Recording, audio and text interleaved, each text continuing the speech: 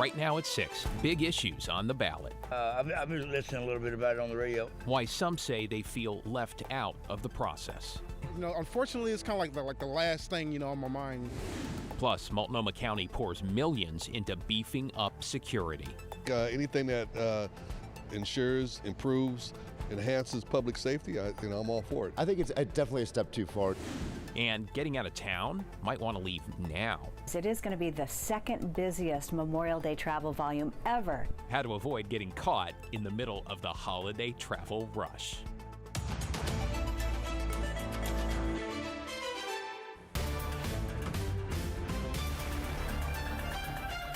Good evening. Thanks for joining us. I'm David Molko. It is Election Day in Oregon, and while the presidential primaries are more or less settled, voters across the Beaver State have some big decisions to make, beginning with a hotly contested race in Multnomah County. That is where voters are deciding whether to stick with District Attorney Mike Schmidt or go in a new direction with challenger Nathan Vasquez.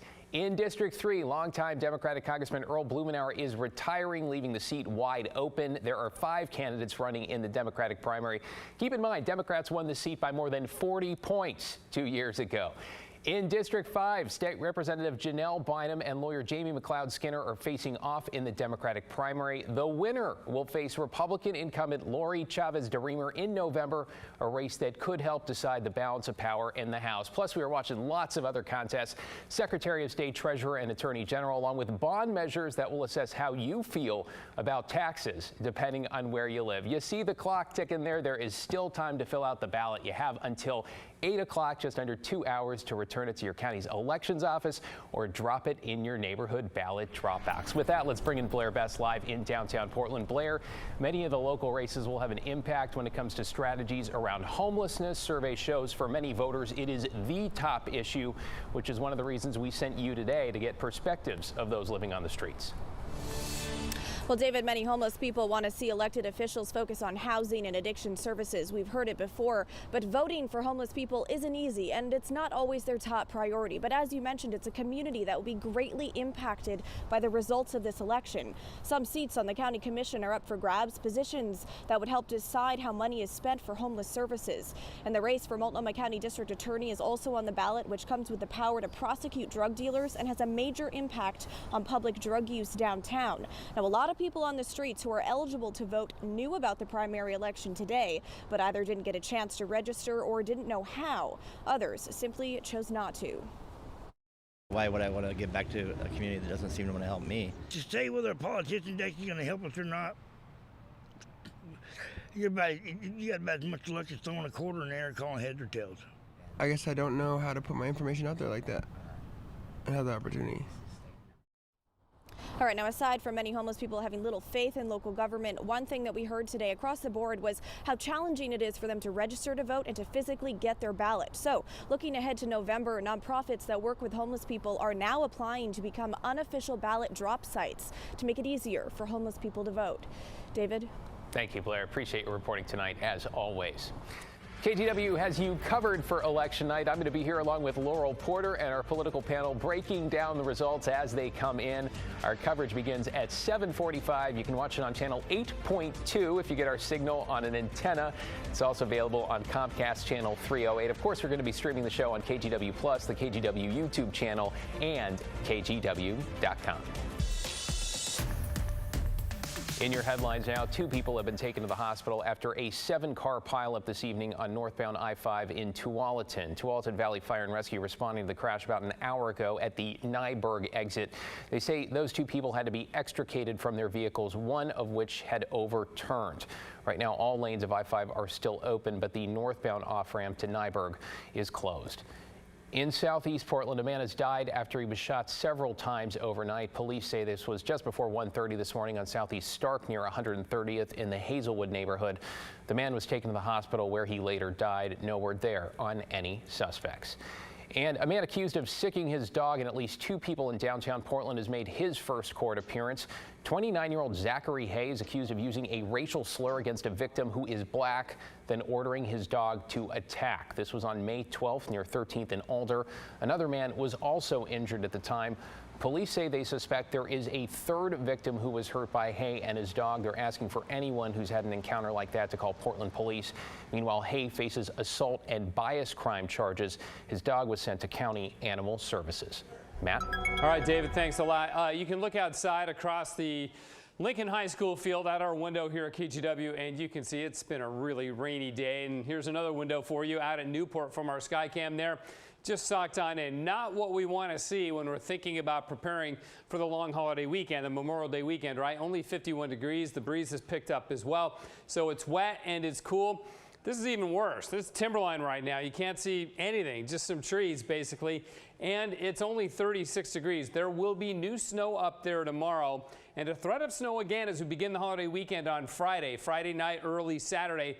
Things will begin to improve after that. And then finally out of the Dalles, looking better, but there's even some rain there, and the wind is really going to pick up out of the gorge. It's not very strong right now, but it will be tomorrow and then again over the weekend. So that's really the big concern for the holiday weekend. It'll be late Friday, early Saturday, but then things really improve dramatically and rapidly for us. Right now, it's all about the rain. A little bit of a hole has developed here over Washington County, but that'll fill in and the rain will continue to fall. So about 9, 10 o'clock tonight, then it should begin to taper off a bit. And we'll get some sun breaks tomorrow and dry weather on Thursday. You can see the rainfall amounts already up to about 1/3 of an inch. So as far as the Memorial Day weekend goes, as I said, we'll start with some rain early on Saturday. It'll be a cool day. High temperature Saturday only around 60 degrees, but upper 60s Sunday. Monday we're near 80. So things are really going to improve dramatically. David? Right in the sweet spot. Thank you, Matt. Now at 6, Multnomah County is spending millions to beef up security at public buildings, including libraries. Thomas Schultz is live downtown at the Central Library with reaction to the move. Thomas? Yeah, well, David, business owners and visitors to the Central Library say that they're in support of more security. And this is an expensive contract. It's going to cost Multnomah County $40 million over the next 5 years. And where some people draw the line who are visiting the library is at armed security, which they worry about. Every day, Bismati Heflin and his 2 dogs have a routine. I spend every day here. Spending hours in the Central Library. It's the closest one to my camp. And proximity isn't the only draw. It means safety, it means shelter, it means power, it means bathrooms. And security. Guards with security company Intercon patrol county libraries and other county buildings like health clinics and shelters. But here it means that I'm safe and that they're going to handle it if something gets out of hand. And last month, the county entered into a $40 million 5-year deal with Intercon. We reached out to the county for an interview. They declined our request, but sent us a statement saying 170 security officers are now deployed across the county. Just 3 years ago, only 52 officers were in specific buildings daily. And right now, only unarmed security are patrolling, though Intercon could bring in armed security if needed. See, that would be detrimental. Which many, like Ryan Kraft, who applies to jobs at the Central Library, don't want. I think it's definitely a step too far. A library spokesperson says library security guards won't be armed. Regardless, some downtown business owners who have seen sales slump are for any additional safety measures. Well, I think it's good. I think anything that ensures, improves, enhances public safety, I'm all for it. And while Troy Berry, owner of 10th Avenue Liquor, says the block is improving, there's a long way to go. I've noticed a change, Is it a rapid change? Is it a huge change? I'd still like to see some more improvements. Improvements Heflin wants to see too, while avoiding arming guards. I'd really rather not go for armed security because that could lead to a lot of people getting hurt. And this measure is just another in addition that's already happened down here. Now, Portland police last month increased patrols around the Central Library after this area became a hotspot for fentanyl in early April. David? Thomas Schultz downtown this evening. Thank you, Thomas. Data, by the way, shows drug use and mental health can often go hand in hand. And now Portland State University has been awarded nearly $2 million to incentivize more people to become counselors, social workers, and more. Daisy Caballero's here with those details. Daisy? Yeah, David, the Oregon Health Authority is giving $1.8 million to PSU to financially support students enrolled in 2 behavioral health programs. 2 Oregon House bills are behind this funding, aimed at increasing improving the recruitment and retention of behavioral health providers. These funds will be divided between the Master of Social Work and the Master in Counselor Education programs. In total, the programs have about 700 students, and about 100 of them will receive up to $15 grand to help with tuition cost and a $3,000 stipend per academic year. The director of the MSW program says this funding will be a game changer, not only for the community, but also for students. They're acquiring immense amount of debt, and many are coming in with immense amounts of undergrad debt as well. And so it is just such a huge financial support for those students, and again, beyond the community. Hawash adds PSU is the only public university in Oregon with a Master's of Social Work. PSU will prioritize supporting students interested in serving underserved communities across Oregon, including the rural ones.